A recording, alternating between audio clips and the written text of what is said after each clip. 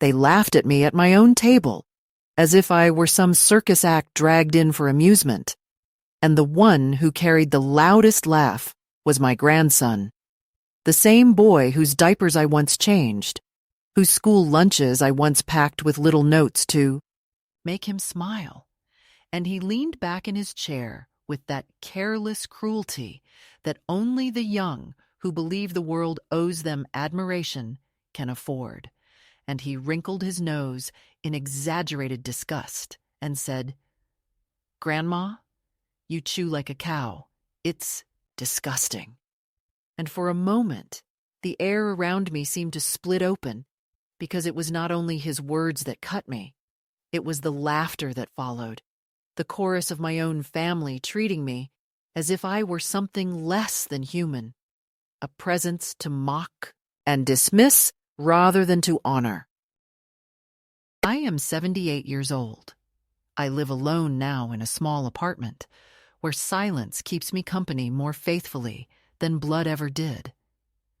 But on that night, I was seated at the long dining table in the house I helped pay for, a house whose mortgage payments came not only from their salaries, but from the careful savings I accumulated over decades of labor.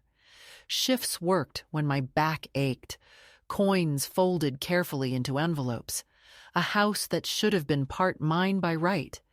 Yet that night sat not as a co-owner, not even as a guest of honor, but as a tolerated burden. And the sound of their laughter echoed across the polished wood, clinking off the wine glasses, until I felt as if I were being erased stroke by stroke. I put down my fork not quickly, not in anger, but slowly, deliberately.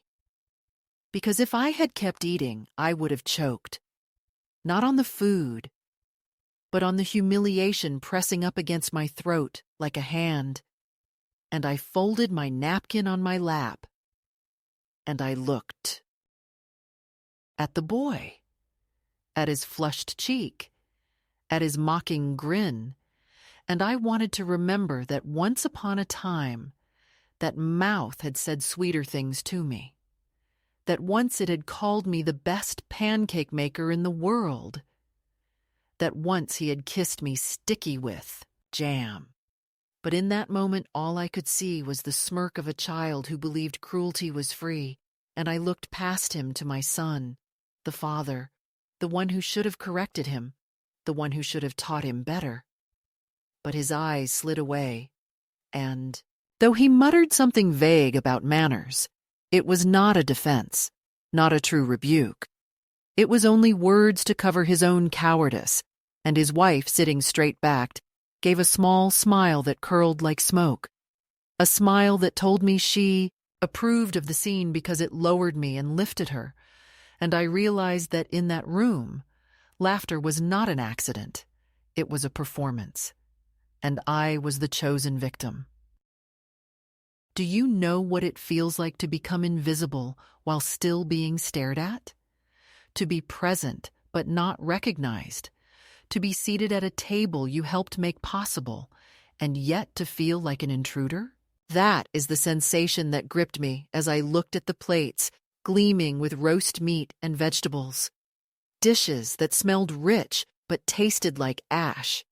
Because every bite reminded me that I had become a spectacle, not a member of the family, and all the while the chandelier threw its sterile light across my thinning hair and my trembling hands, making me feel exposed in a way no mirror had ever done.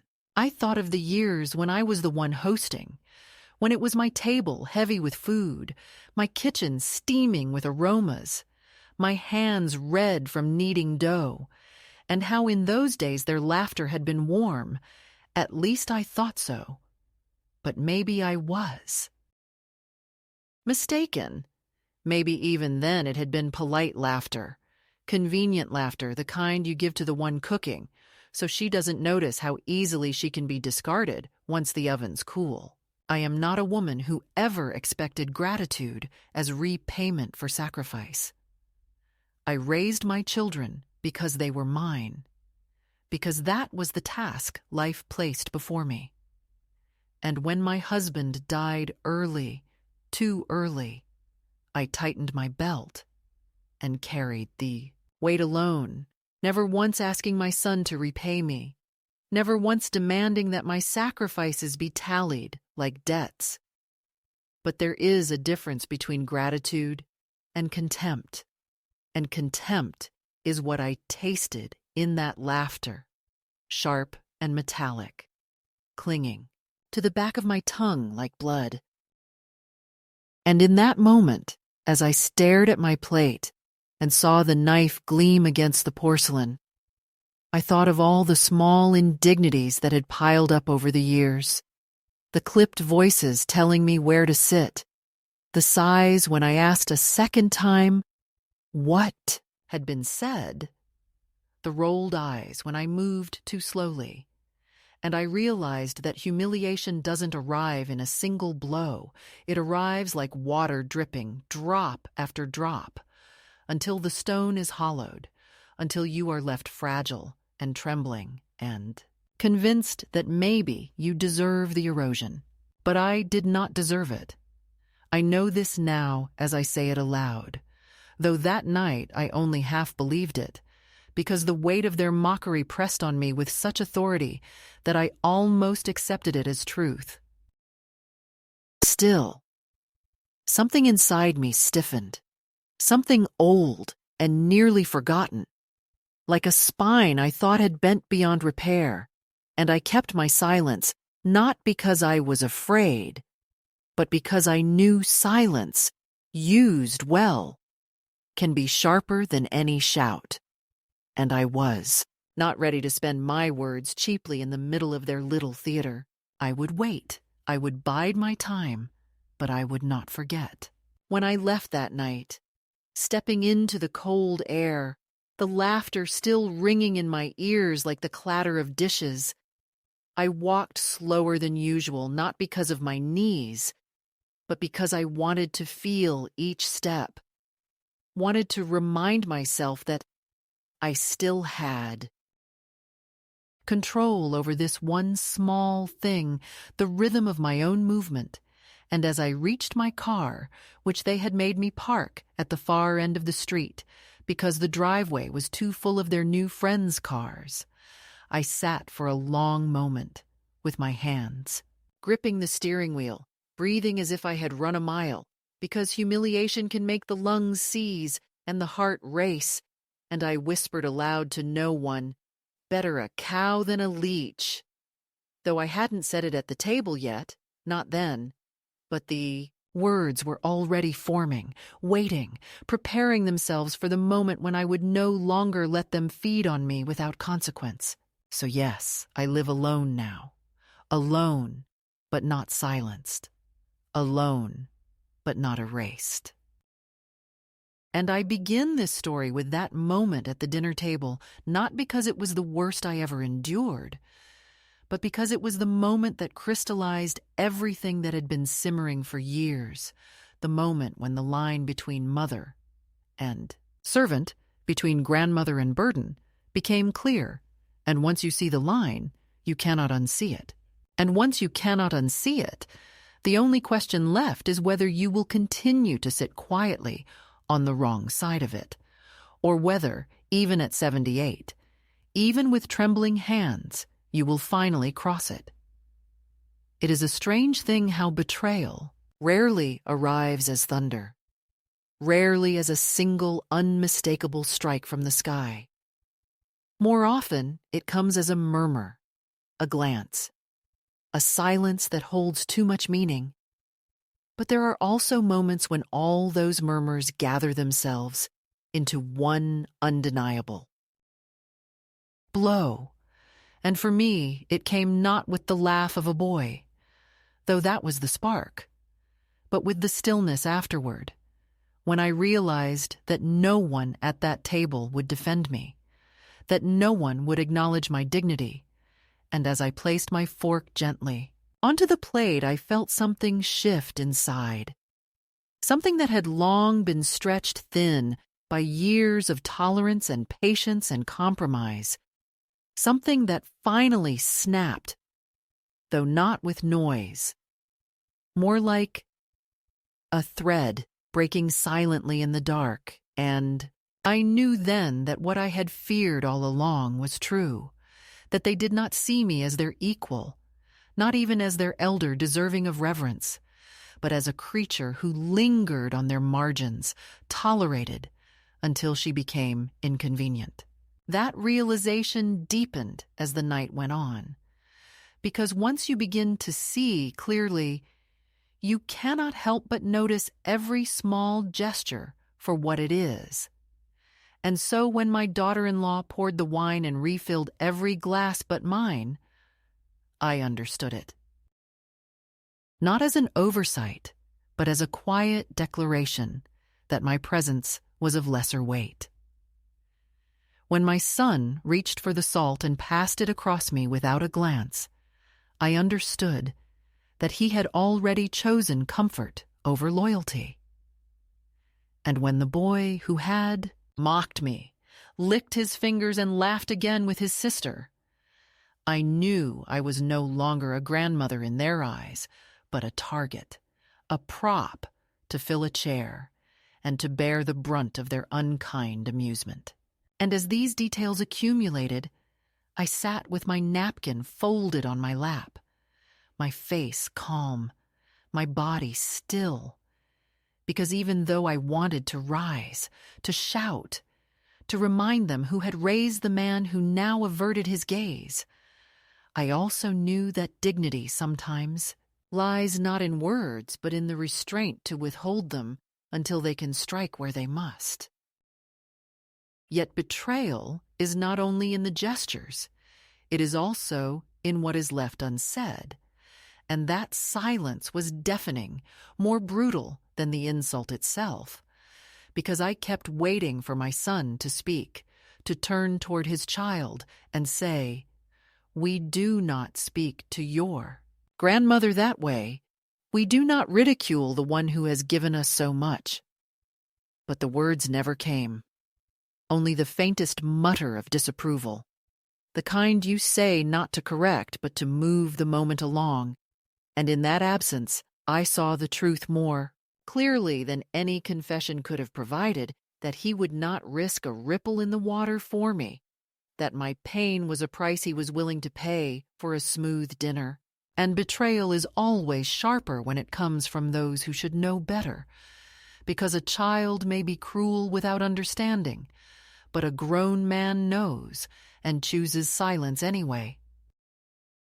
As I drove home that night, the streetlights flickering against the windshield, I replayed the scene again and again, and each time it grew heavier.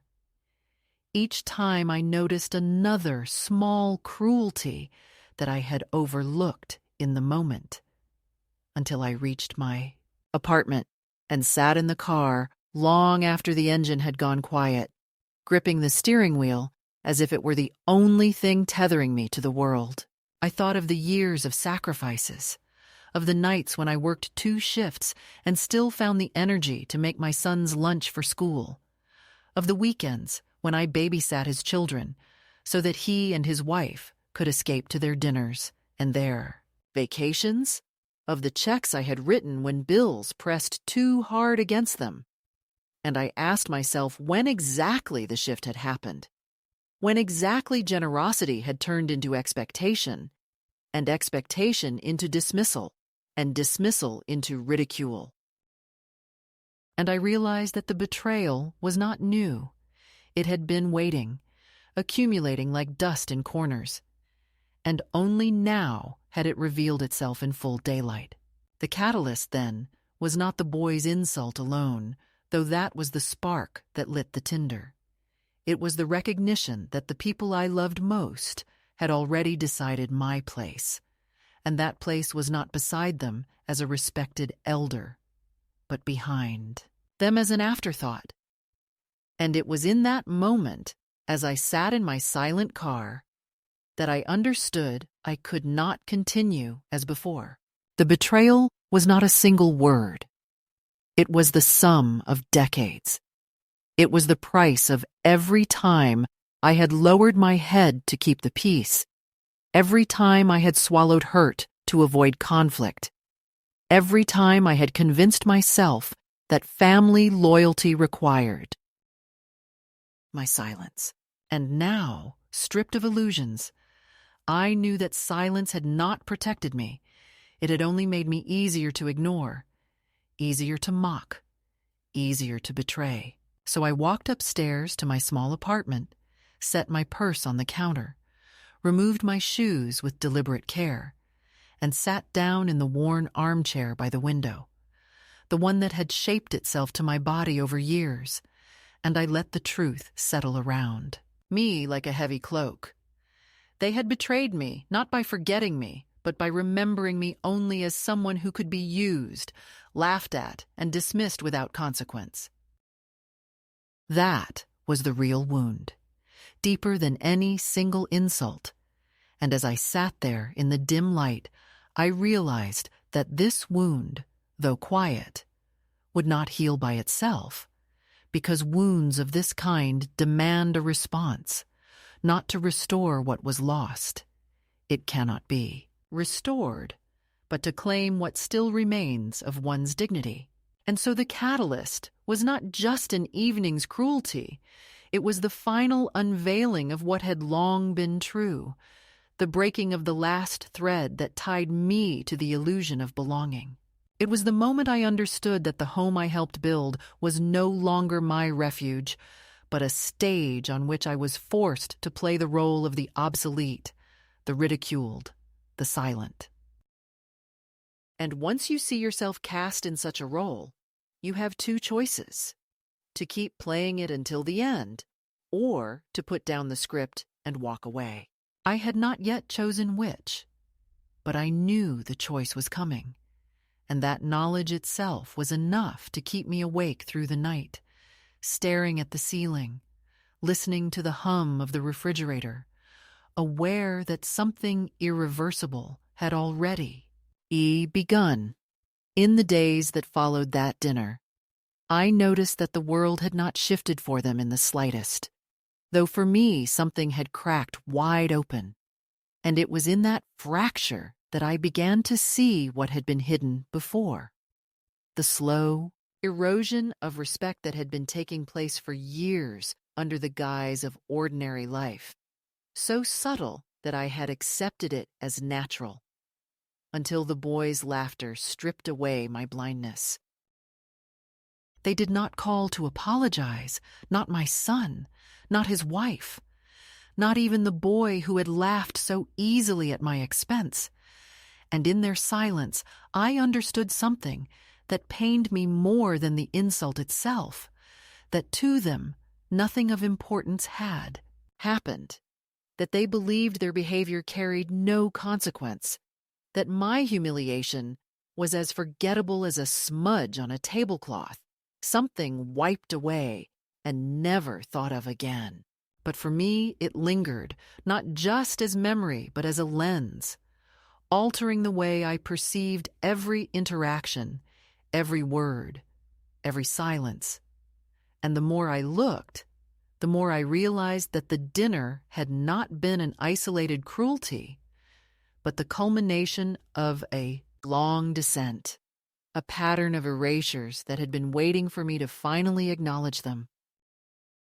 I began to recall moments I had once brushed aside, the clipped tone my son used when he explained things to me, not as a man to his mother, but as if to a confused client he was forced to tolerate, or the way his wife always introduced me to her, friends not as family, but with the thin, formal label of the children's grandmother, as though I were an accessory, a functional title rather than a living person, or the way the children, growing older, had stopped seeking me out, not only because of the natural pull of adolescence, but because they had absorbed the cues from their parents, the glances, the sighs, the occasional laugh that told them I was less relevant, less necessary, less worthy of their full attention. And these small things, once ignored, now loomed large, forming a tapestry of quiet rejection. And I wondered how I had been so blind, how I had excused and excused until the pattern itself became invisible to me. The escalation was not dramatic, not a single event like the insult at dinner. It was quieter, more insidious, a tightening of the walls around me each time I was near them.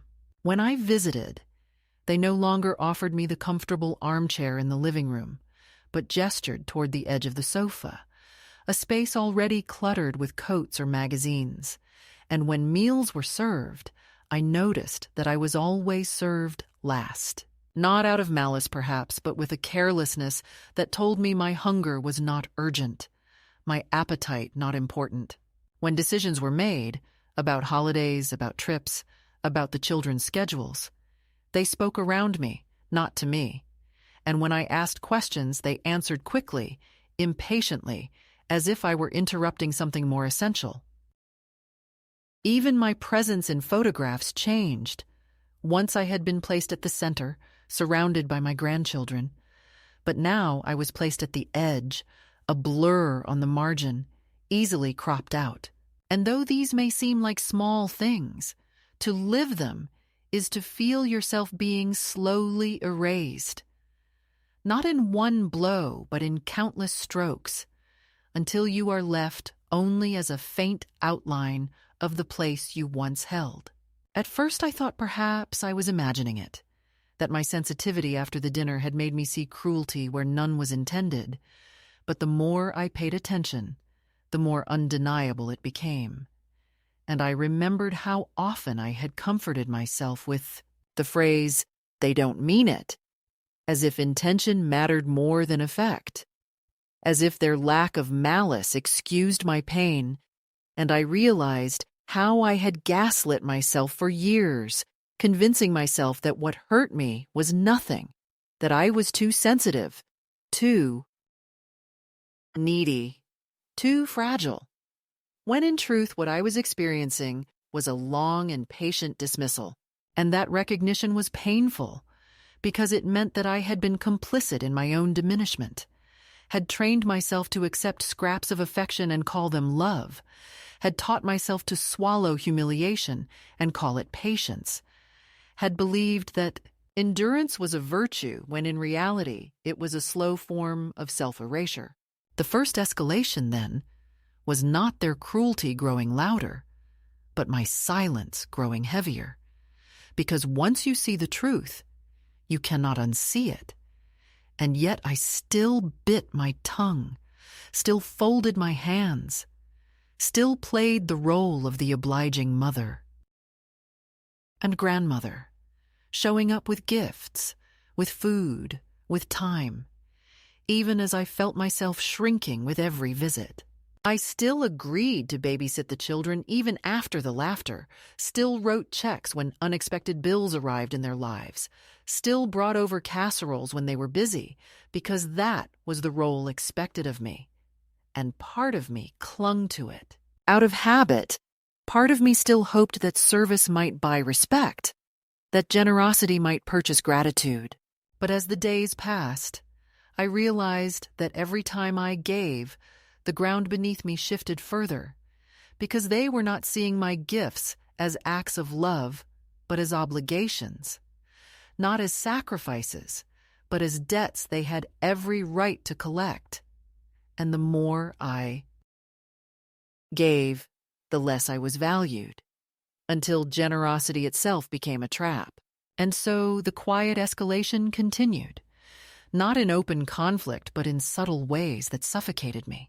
My son began to speak of me as if I were fragile, not in admiration, but in irritation, telling his wife within my earshot that I was slowing down, that I needed more supervision, as if I were a child rather than the woman who had raised him. And his wife began to make suggestions, thinly veiled, about assisted living, about downsizing, about simplifying my life, all with the tone of someone making practical recommendations. But I heard in them the desire to be free of me, to tidy me, away like an old piece of furniture that no longer suited the decor. And the children, emboldened by their parents' cues, grew less respectful, speaking to me with impatience, rolling their eyes when I asked about their schoolwork, laughing quietly when I mispronounced the name of one of their friends. And though these were small things, together they formed a steady drumbeat of exclusion, a rhythm of rejection that beat against my heart each time I saw them. The first escalation, then, was not theirs alone, but mine as well. For I began to keep score in my mind, to tally each slight, to notice every omission, to remember every moment of silence. And in doing so, I felt myself becoming colder, harder, less forgiving. I, who had always excused, always softened, began to steel myself before each visit, rehearsing what I would say, bracing myself for the next humiliation. And though I still smiled, still spoke kindly, still hugged them when I left, inside I was withdrawing, retreating into myself, building walls of my own, because I could not bear to remain open while being wounded again and again. And this, too, is escalation. Not the increase of cruelty, but the decrease of love, the slow hardening of a heart that has been broken too many times. It is not dramatic, not visible to the outside eye, but it is deadly all the same, because once love begins to retreat, it rarely returns in full.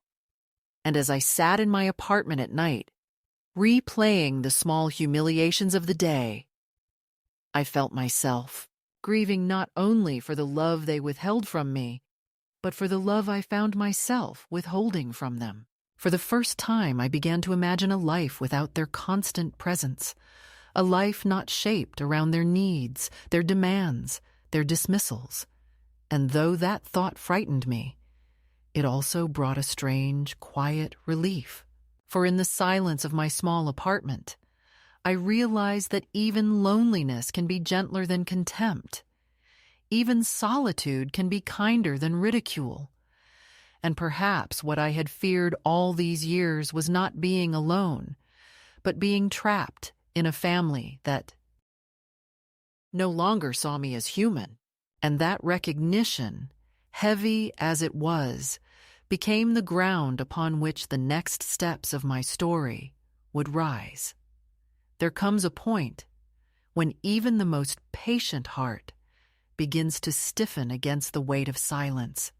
And after those weeks of small humiliations, of sitting in their living room like an ornament that had outlived its season, of folding myself smaller and smaller so as not to disturb their careful arrangement of lives that had no space for me, I felt something inside me stir that had been dormant for too long, a quiet insistence that I could not go on like this, that I could not allow myself to be erased inch by inch. And it was not a sudden explosion, but more like the slow rising of a tide, a force that gathers invisibly. Until one day you look down and realize the water is at your ankles. I began to think not only of what they had taken from me, the dignity and the regard, but also of what I had given them, the hours of labor and the years of sacrifice. The money quietly slipped into their lives whenever a bill pressed too hard. The down payment that had secured their house, the roof under which they now laughed at me. And I asked myself why I had allowed them to forget these things, why I had let the story of who I was become reduced to the shaky hands of an old woman at their table. One evening, as I sat in my apartment surrounded by the familiar silence, I opened the drawer of my desk and pulled out an old folder where I kept my financial papers, the bank statements, the receipts, the documents I had carried for years without much thought, and I looked at them with new eyes, not as dry numbers but as evidence, proof of a life of careful management and quiet power.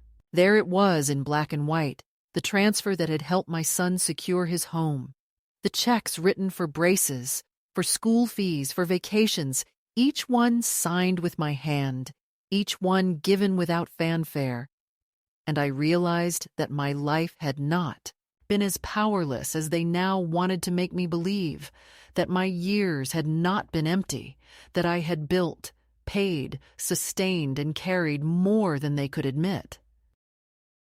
And as I sat there with those papers spread around me, I felt a steadiness return, the kind of steadiness that comes from remembering facts when feelings try to drown you. And I whispered aloud to myself, not angrily but firmly, "This is who I am, and this is what I have done." It may sound strange, but even that small act of pulling out the papers, of looking directly at the record of my own contributions, felt like a rebellion, as if I were refusing to accept the version of myself they projected, the frail, irrelevant figure to be tolerated and mocked. That night I slept differently, not without pain but with a certain clarity. And in the morning, when I looked in the mirror, I did not see only the lines and the sagging skin. I saw the woman who had once walked into banks alone, who had signed leases, who had held jobs even when her body was tired, who had learned to keep a house running on a thin thread of money and willpower. And I realized that she had not disappeared. She was still inside me, waiting to be remembered.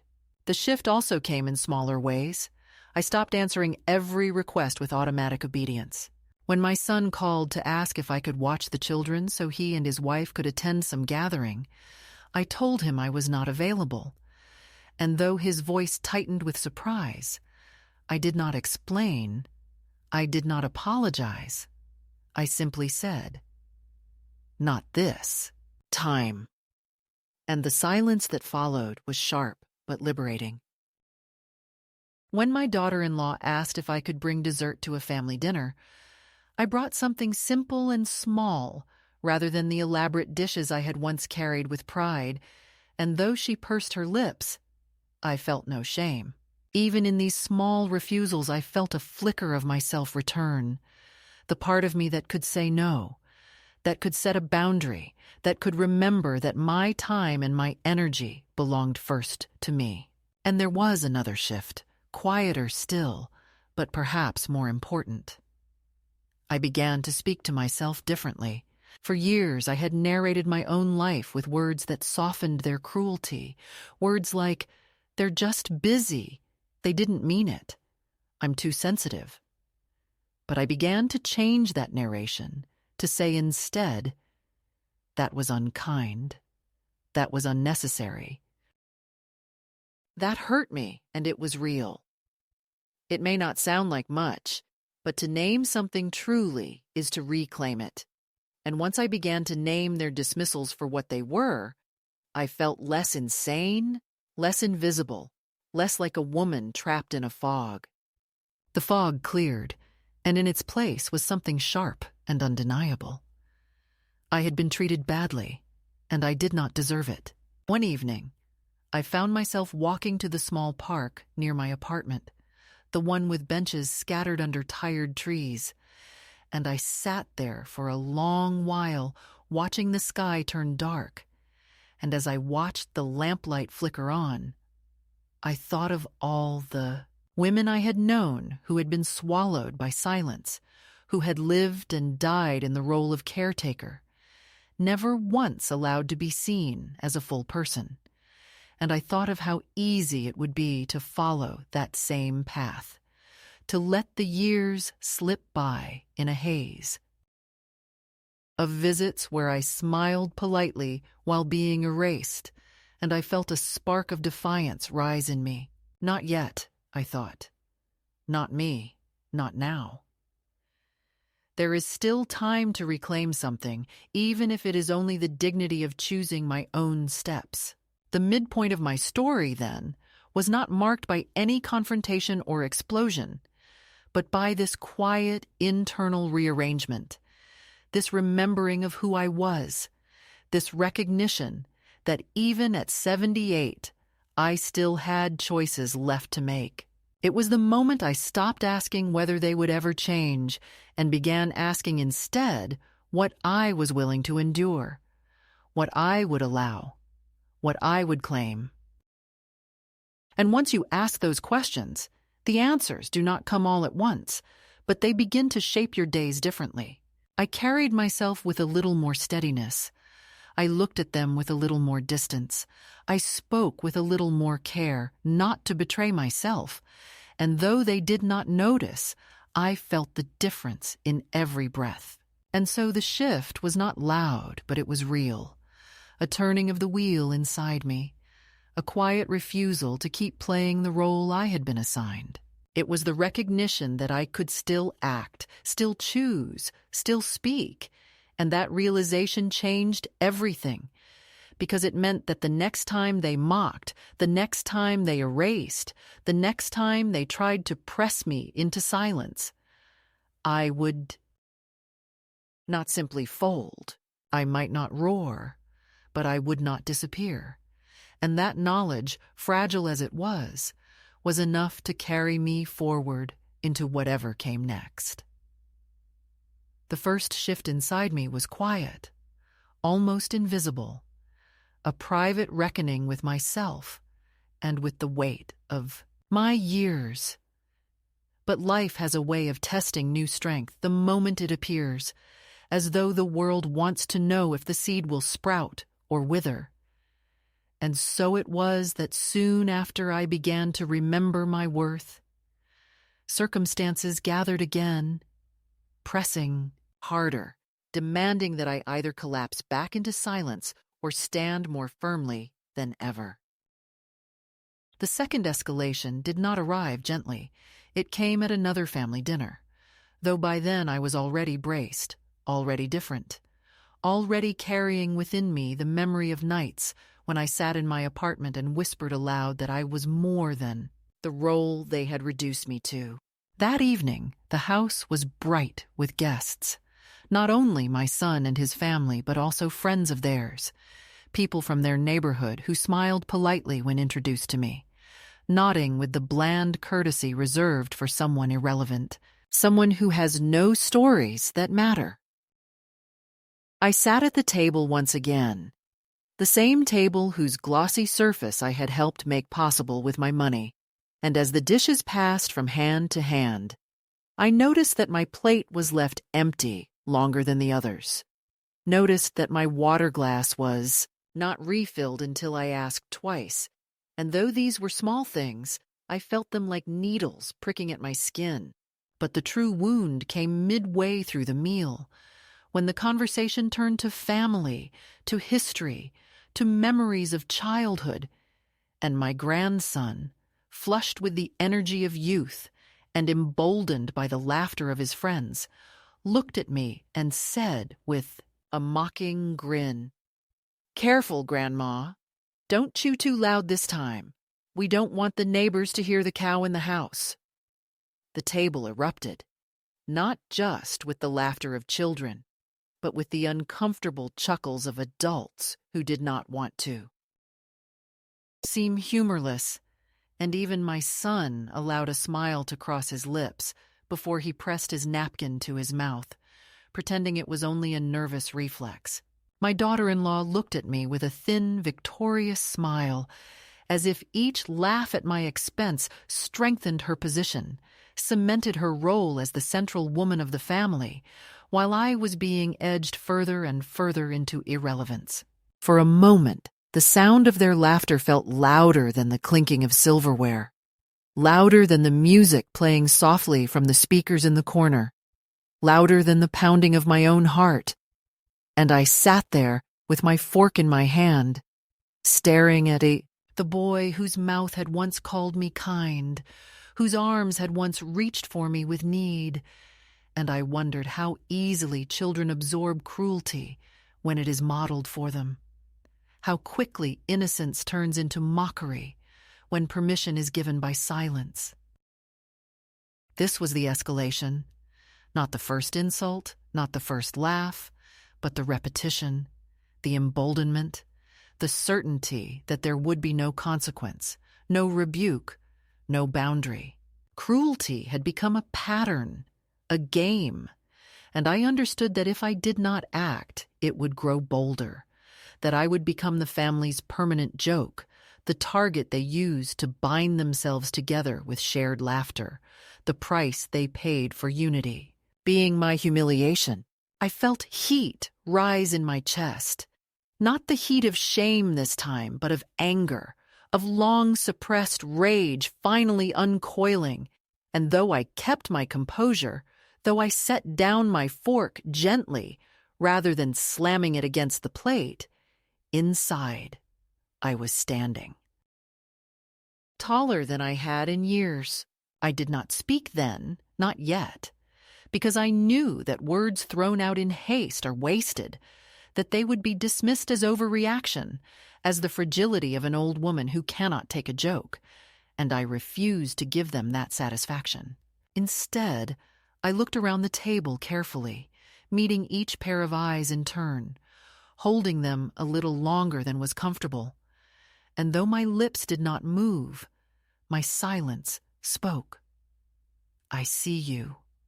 I see what you are doing. I will not forget. And the room, still noisy with laughter, seemed to falter for just a second, as if my gaze had unsettled something they had not expected. A reminder that I was not entirely broken, not entirely erased. But the escalation did not end there. After dinner, while the guests were still talking in the living room, my daughter-in-law pulled me aside into the kitchen under the pretense of helping with dishes. And with her hands busy arranging plates, she said softly, with that sweet, poisonous tone she always used when pretending kindness. You know, Martha, the children are at that age where they tease. They don't mean anything by it. Maybe if you didn't chew so loudly they wouldn't notice, and it would be easier for everyone if you could. Just laugh along instead of making things uncomfortable. I stood there with my hands damp from rinsing a glass, and I realized in that moment that she was not merely indifferent to my pain. She was actively orchestrating it, cultivating the children's mockery as a way of securing her own dominance, making sure I remained in the shadows while she shone in the center. It was not about my chewing, not about my age. It was about power, about making me small so she could feel large.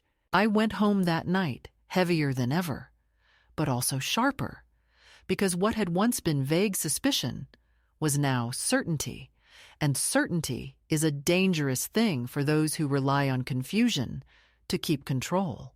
They had crossed a line, and though I had not yet spoken my full truth, I carried it with me like a blade in my pocket, waiting for the moment when it would be needed. In the days that followed, I found myself withdrawing small amounts of money from the account that my son knew about, transferring them quietly into an account he did not, reclaiming a sliver of independence I had allowed him to overlook. Each withdrawal was small enough not to be noticed immediately, but large enough to matter. Large enough to remind me that I still had choices, that I was not as powerless as they wanted me to believe. And yet the escalation continued, as such things always do, because cruelty rarely retreats on its own. My son called me one afternoon, his voice brisk, telling me that perhaps I should consider moving into a senior facility. Just for convenience, Mom, so you won't be lonely. And though he couched it in the language of concern, I heard the truth. Beneath it, that my presence was inconvenient, that my independence was a problem, that tidying me away into some sterile building would make his life smoother, his wife happier. I listened quietly, letting him finish, and when he asked what I thought, I said only, "I'll think about it." Though in my chest, my heart was pounding with the knowledge that what he really meant was, "We are tired of you." The second escalation, then, was a series of converging pressures. The repeated humiliations at the table, the private words of his wife sharpening the cruelty, the suggestion that I remove myself from their daily lives, and through it all, my own growing refusal to accept it. Each act pressed harder against me, demanding a collapse, but instead I found myself growing steadier, less inclined to bow. I began to test small acts of defiance, subtle but firm. Declining invitations, ignoring calls, turning off my phone for hours at a time so that their demands could not reach me instantly. And each time I did, I felt a little freer, a little more myself, as though I were loosening the knots they had tied around me for so long.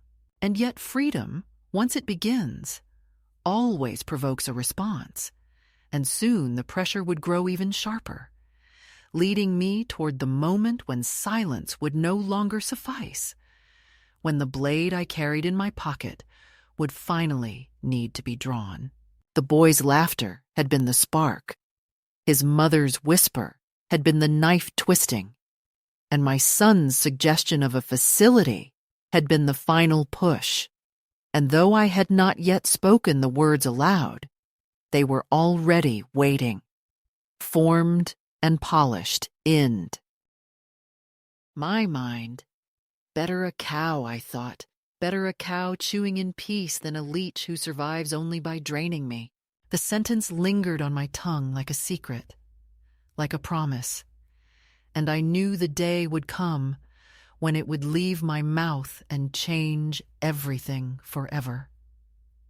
The moment came sooner than I expected, as such moments often do, not with ceremony, but with the ordinary weight of another family meal. A Sunday gathering that looked on the surface no different from the many that had preceded it. The table set with care, the roast glistening in its dish, the glasses filled, the children restless, the air heavy with the blend of food and chatter. I had told myself to be prepared, to wait, to measure my response so that it would not be wasted. But I realized as soon as I walked through their door that the preparation was over, that the time for waiting had ended, and that the words I had been carrying inside me like a secret stone were ready to be placed on the table for all to see. We sat down to eat, the chairs scraping against the polished floor, the napkins spread across laps, the first clinking of cutlery against porcelain, and though the conversation flowed as usual, my daughter-in-law asking her daughter about a school project, my son speaking of work, the boy bouncing with restless energy. I felt a current running beneath it all, an undercurrent that only I seemed to sense, the inevitability of what was coming. The food tasted of nothing, each bite heavy in my mouth, and as I chewed carefully, deliberately, I knew without doubt that his eyes were on me, watching, waiting for the opportunity to strike again, as if mocking me had become part of his role. A duty, almost, something expected of him. And then it came, so casually it could almost have been mistaken for nothing, except that nothing cuts so deeply when it is meant. And he said loudly enough for the table to hear, "Grandma's at it again, chewing like a cow," and he smirked at his sister as though inviting her to join the game, and the laugh rose in his throat, light and careless. And then, as before, the others followed, some with nervous chuckles, some with indulgent smiles, but all with the same effect, a chorus of Dismissal directed at me. My son tried again to hush him, but his voice lacked strength. It carried no conviction, and my daughter-in-law did not even try to hide the small curl of satisfaction at the corner of her mouth. For a moment, the world seemed to freeze, the sound of their laughter hanging in the air like smoke, and I felt the old familiar sting, the urge to bow my head, to let it pass, to protect myself with silence. But something inside me, something that had been growing since that first dinner, something that had been nourished by every slight, every dismissal, every whispered suggestion that I was no longer needed, rose up with a steadiness I had not felt in years. I set down my fork slowly, not with the trembling of shame, but with the deliberation of someone making a choice that cannot be undone, and I wiped my lips with the napkin, folded it carefully, and placed it beside my plate. Then I lifted my head, looked straight at my grandson, not as a child, but as a person who had chosen cruelty, and in a voice that was calm, steady, and sharper than any shout, I said, "Better a cow than a leech living off my money." The silence that followed was absolute, the kind of silence that makes even the walls listen. The boy's smirk faltered, his eyes blinking rapidly, as though he could not quite believe what he had heard, and his fork clattered against his plate with a sound that seemed louder than any of their earlier laughter. My son's face flushed crimson, the color rising from his neck to his temples, and he opened his mouth as if to speak, but no words came, only a strangled sound, while my daughter-in-law stiffened, her back straightening, her hands tightening on the tablecloth, her face a mask trying to hold together dignity, while her eyes betrayed a flash of fear, perhaps even rage. The girl looked down at her lap, suddenly very small, suddenly aware that something had shifted in the air, and the friends, the outsiders who had been watching with polite detachment, glanced at one another with uneasy expressions, as though they had stumbled into a scene they could not politely exit. I did not repeat myself, did not explain, did not soften the blow, because explanation would have ruined it, would have given them an opening to dismiss my words as bitterness or misunderstanding. No, I left the words standing on their own, sharp and undeniable, because truth, once spoken plainly, has its own weight, its own authority, and in that moment it was heavier than all their laughter combined. I picked up my glass, took a slow sip of water, set it back down, and then returned my gaze to my plate, calm, composed, as if nothing more needed to be said. And indeed, nothing more could be said, for the silence at that table was irreversible, a fracture that could not be smoothed over with apologies or excuses. For years I had endured. For years I had swallowed humiliation and told myself it was love. For years I had given without measure, thinking it would earn me respect. But in that single sentence, I reclaimed something that had been taken from me piece by piece.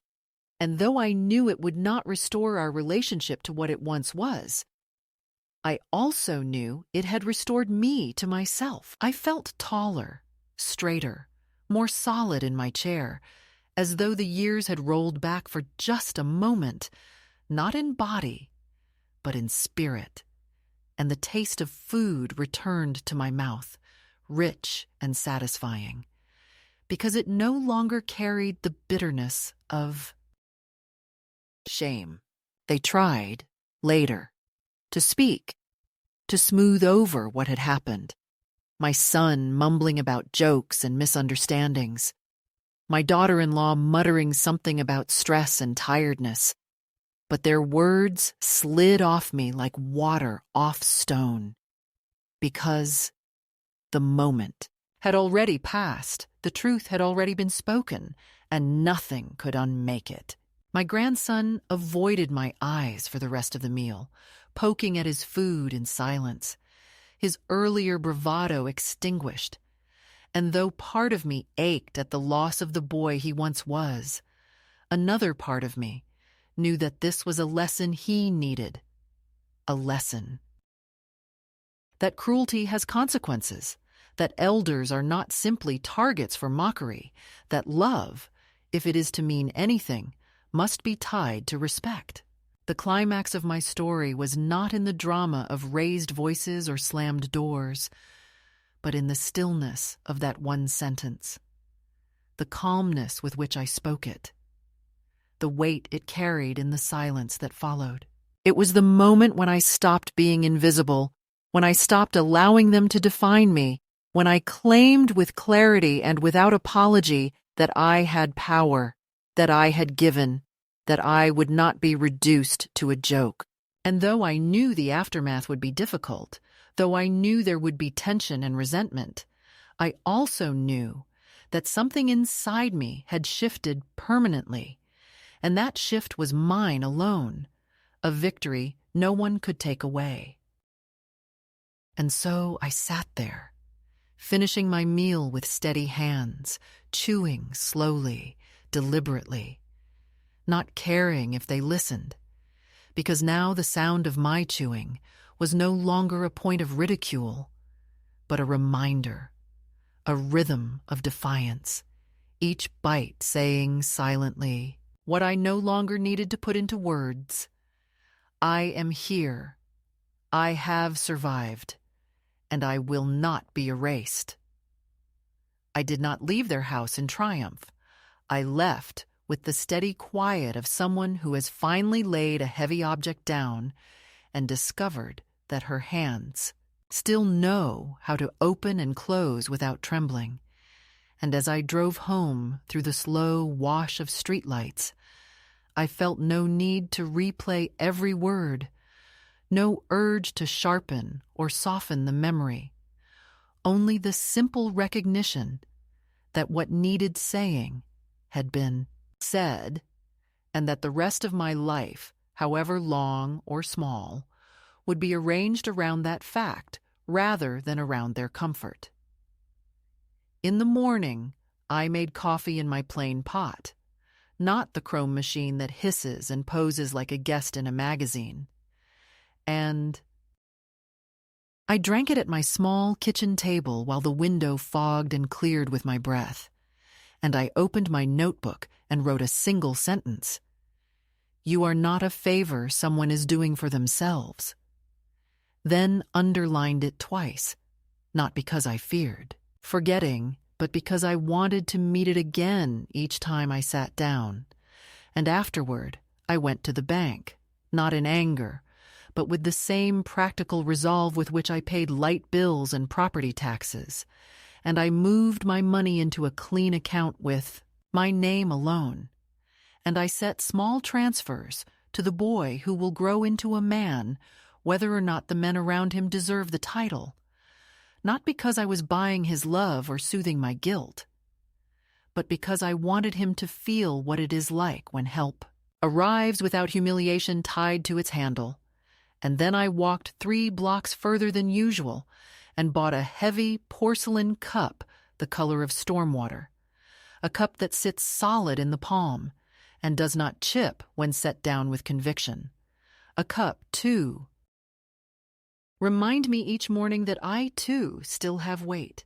In the days that followed, there were calls, of course, the kind that travel in clusters. My son clearing his throat into apologies that were really requests for me to smooth the air over the scene. My daughter-in-law offering explanations that were, in fact, arguments disguised as olive branches, and the boy sending a thin text late at night that said, "I'm sorry," without punctuation, as if the words were fragile and might shatter if set down too firmly. And I answered only one of them, the boy's.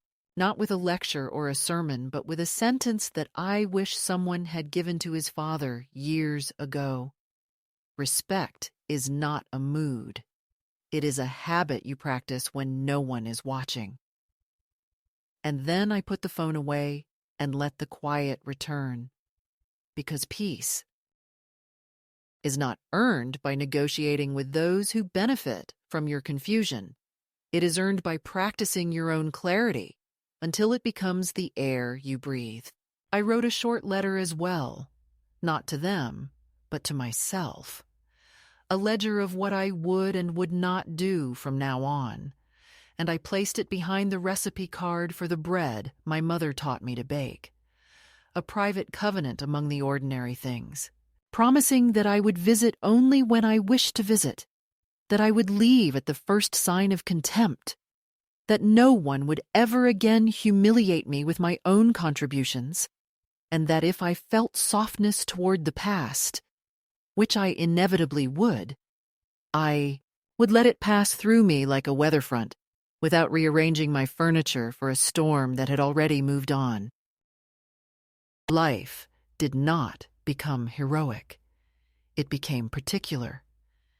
And in that particularity, I found a tenderness I had long withheld from myself.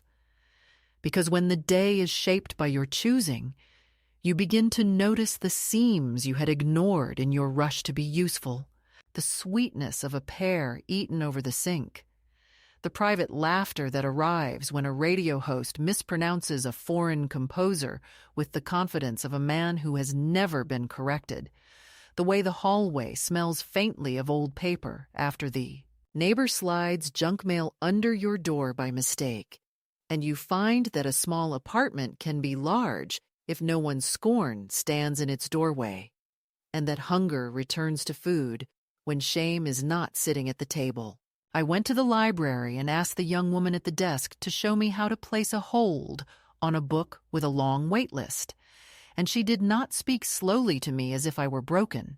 She showed me twice and wrote the steps down, and I laughed at my own clumsiness, not because someone demanded I make myself harmless, but because it felt good to be a beginner again. And on the way home, I bought a bundle of parsley. I did not need just to remember what fresh things smell like when you bring them into a room that is yours. There were ripples, naturally. My absence created a shape at their table they could no longer fill with ridicule, and into that shape crept their discomfort, which they tried to send back to me in the form of invitations softened with flattery and framed as reconciliation. But I had learned the difference between reconciliation and receding, and I declined without ceremony, not to punish but to preserve, and each time I did so, the ground beneath my feet steadied a little more, until I could walk past their street without that small inward wince that used to fold me, and I could remember the good years without using them to excuse the bad ones. I kept the door open for the boy because a single act of unkindness does not have to become a costume he wears for life. And when he asked to visit on a Saturday afternoon, I told him to come and bring a book we could read aloud. And he did. And we read badly and laughed better. And when he left, he hugged me with the careful strength of someone who understands that closeness is not the same as possession. And I understood that my love for him did not require a seat at their table to be true. I know there are women who will read this in the dimming light of a kitchen after the dinner has been cleared and the ache has begun.